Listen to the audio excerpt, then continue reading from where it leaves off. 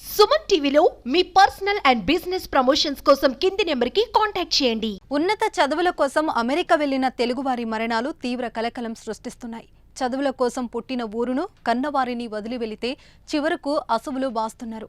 తాజాగా అమెరికాలో మరో తెలుగు విద్యార్థి మృతి తీవ్ర విషాదం నింపింది. ఈ ఘటన ఖమ్మం జిల్లాలో జరిగింది.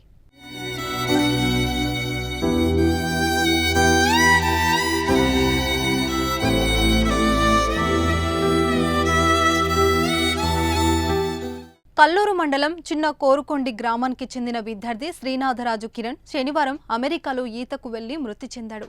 చిన్న కోరుకొండ గ్రామానికి చెందిన కిరణ్ హైదరాబాద్లో ఉంటూ ఉన్నత చదువులు చదివి గత ఏడాది నవంబర్లో ఎంఎస్ చదివేందుకు అమెరికాకు వెళ్లాడు.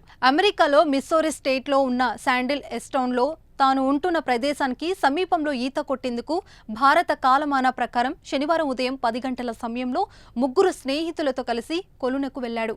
అక్కడ 8 అడుగుల లోతు ఉండగా అందరూ నీళ్లలోకి దిగారు.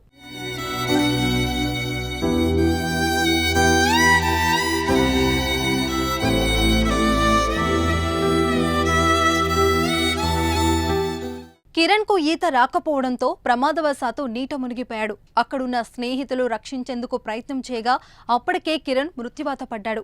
కిరణ్ తండ్రి లక్ష్మణరాజు గతంలోనే చనిపోగా తల్లి ప్రస్తుతం హైదరాబాద్లో ఉంటున్నారు.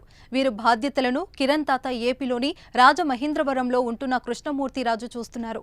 అయితే చదువుల కోసం వెళ్లిన కిరణ్ మృత్యువాత పడిపోవడంతో కుటుంబ సభ్యులు కన్నీరు మున్నీరుగా విలిపిస్తున్నారు. అమెరికా నుంచి కిరణ్ మృతదేహం స్వగ్రామం చిన్న కోరుగుంటకి గురువారం చేరుకుంటుందని సమాచారం.